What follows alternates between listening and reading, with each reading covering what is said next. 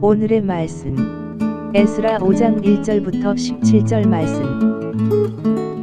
하나님 아버지, 수요일 아침 이 시간에도 주님의 은혜를 삼음으로 주님 앞에 나오게 하시니 감사합니다.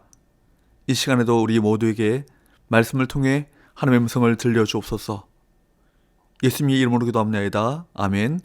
할렐루야. 성교 성도 여러분, 오늘 하루도 하나님의 은혜와 평강이 여러분 삶 가운데 넘쳐나길 축복합니다. 오늘 우리에게 주시는 하나님의 말씀은 에스라 5장 1절에서 17절까지의 말씀입니다. 이스라엘 백성은 두려움에 사로잡혀 성전 건축을 중단한 채 오랜 세월을 흘려보냈습니다. 그리고 BC 522년이 되어서 비로소 다시 건축 공사를 시작하죠. 이스라엘 백성이 성전 공사를 다시 시작하게 된 계기는 무엇이었을까요? 하나님의 백성을 영적으로 새롭게 각성시키는 방법은 무엇인지 구체적으로 살펴보기 원합니다. 고국으로 귀환한 백성들은 처음에 고국으로 귀환하여 성전 건축을 위해 마음을 모으고 최선을 다했을 것입니다.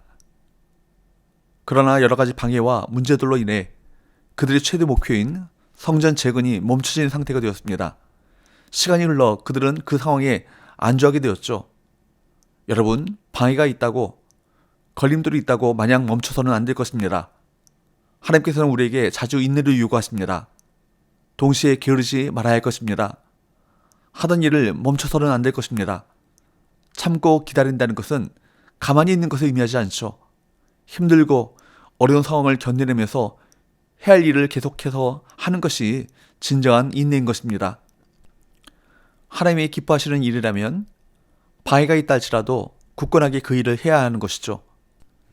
그때 하나님께서는 선지자들을 보내 당신의 뜻을 전하셨습니다. 1절, 선지자들 곧 선지 학개와 이또의 손자 스가랴가 이스라엘의 하나님의 이름으로 유다와 예루살렘에 거주하는 유다 사람들에게 예언하였더니, 다리오가 왕이 되었을 때 하나님께서는 학개와 스가랴 선지자를 보내 성전 건축을 재개할 것을 촉구하셨습니다. 오늘 본문에는 선지자들이 어떤 예언의 말씀을 선포했는지는 생략되어 있지만 학개서와 스가랴서를 참고하면 성전 건축이 지연된 것을 책망하고 재건축을 독려하는 내용이 언급되는 것을 볼 수 있습니다. 학개서 1장 3절에서 8절, 스가랴 1장 12절에서 17절 말씀이죠. 그때 이스라엘 백성들은 그 말씀을 피하지 않고 말씀 앞에 민감하게 반응합니다. 2절, 이에 스알디엘의 아들 스룹바벨과 요사닥의 아들 예수아가 일어나 예루살렘에 있던 하나님의 성전을 다시 건축하기 시작하며 하나님의 선지자들이 함께 있어 그들을 돕더니, 이에 즉 하나님의 말씀이 그들에게 임했을 때 그 반응은 다시 그들을 하나로 만들고 이룰 수 없을 것 같았던 대역사를 다시 시작하게 만들었습니다.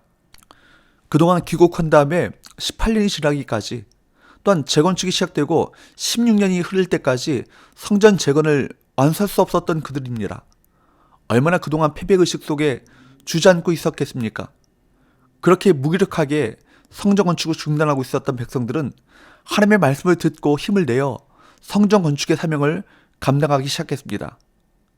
아무리 하나님의 말씀을 바르게 선포하는 지도자가 있다 할지라도 그것만 가지고는 충분하지 않습니다. 성도의 참여와 연합, 그 말씀에 대한 순종이 하나님의 뜻을 이루는데 필수 요소임을 본문은 분명히 하고 있습니다. 하나님의 돌보심, 즉 하나님의 눈은 언제나 성도 위에 있겠지만 어려운 가운데서도 환경에 굴하지 않고 하나님의 일에 뛰어든 자에게는 본문이 말씀하고 있는 것처럼 누구나 느낄 수 있도록 그 하나님의 돌보심, 하나님의 눈이 임하게 될 것입니다. 3절, 그때 유브라데 강 건너편 총독 다드네와 스달보스네와 그들의 동관들이 다 나와 그들에게 이르되, 누가 너에게 명령하여 이 성전을 건축하고 이 성곽을 마치게 하였느냐 하기로. 성전 건축을 다시 시작하자 유프라테스 강 건너편, 거기는 서쪽이죠, 총독 다드네는 누구의 명령을 받고 이 성전을 짓느냐고 묻습니다. 4절 5절, 우리가 이 건축하는 자의 이름을 아뢰었으나 하나님이 유다 장로들을 돌보셨으므로 그들이 능히 공사를 막지 못하고 이 일을 다리오에게 아뢰고 그 답장이 오기를 기다렸더라. 이전 대적들과 달리 총독 다드네는 성전 건축을 금지하지는 않고 이들은 먼저 누구의 허가로 건축이 이루어지고 있는가를 묻고 있습니다. 즉 건축 허가증을 요구하고 있는 것이죠. 다띠네를 비롯한 무리는 이렇게 눈에 띄는 성대한 건축 작업이 상부의 허락 없이는 이루어지지 않았을 것이라고 본 듯합니다. 에스라서는 이 과정 속에서 하나님께서 유다 장로들을 돌보심으로 성전 건축이 중단되지 않았음을 말씀하고 있습니다. 이에 대해 4절에서 우리로 표현되는 귀한 자들은 건축하는 자의 이름을 알려줍니다. 5절과 다들의 무리가 다료에게 보낸 문서를 볼 때 우리라고 하는 사람들이 장로들이었음을 알 수 있으며, 이 장로들은 11절부터 16절 말씀에 보듯이 건축하는 자의 이름만 말하는 것이 아니라 다들의 무리가 알 필요가 없는 내용인 왜 이 성전이 파괴되었다가 다시 지어지고 있는지에 대한 역사도 간략하지만 심도 있게 설명했습니다. 이에 다들의 무리는 사실을 제대로 확인하는 절차를 밟았습니다. 그리고 이스라엘 장로들의 증언을 있는 그대로 다리오 왕에게 보고했습니다. 그 내용이 7절 이하부터 나오고 있죠. 또 17절 말씀에서 보듯이 고레스 왕에게 성전 건축을 명령받았다고 하니 그 사실도 확인해 달라는 부탁도 빠뜨리지 않았습니다. 여러분, 다들의 무리가 왕에게 올린 보고서에서도 그들이 인정하는 것처럼 귀한 자들은 자기에게 맡겨진 일을 부지런히 하여 모든 진행 상황이 형통해 보인다고 그렇게 그들로부터 인정받았습니다. 그리고 11절 말씀에 나와 있듯이 하나님의 백성들은 우리는 천지의 하나님의 종이라 라고 분명히 밝히는 것을 보듯이 자기들의 정체성을 분명히 인식하고 있었고, 이런 심각한 상황 속에서도 하나님의 어떤 분인지를 다들의 무리에게 정확히 전달합니다. 본문은 성도의 삶이 어때야 하는지를 여실히 보여주고 있죠. 맡겨진 직무에 부지런함과 성실함으로 임하여 성도임을 드러냄과 동시에 자신이 하나님의 자녀임을 말로도 전해야 하는 것이 바로 그것입니다. 그런 삶을 살아갈 때 세상도 기쁜 뜻을 성도에게 나타낼 것입니다. 또한 시간이 걸리더라도 하나님께서는 당신의 일을 반드시 이루심을 기억하십시오. 그 과정에서 방해권도 나타나고 걸림돌도 생기지만 결국은 하나님이 그 일을 이루십니다.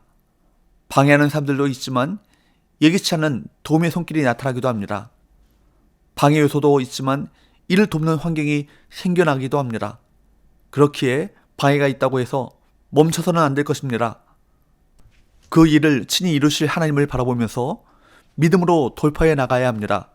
그러면 하나님이 여러 손길을 통해 당신의 일을 이루어 나가실 것입니다. 하나님의 일을 잠시 중단하는 것이 있습니까? 다시 일어나십시오. 믿음으로 흔들리지 말고 사명을 감당할 수 있길 바랍니다. 기도합시다.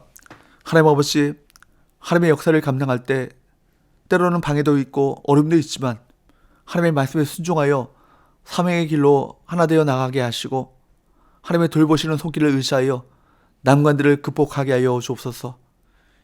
예수님 이름으로 기도합니다. 아멘.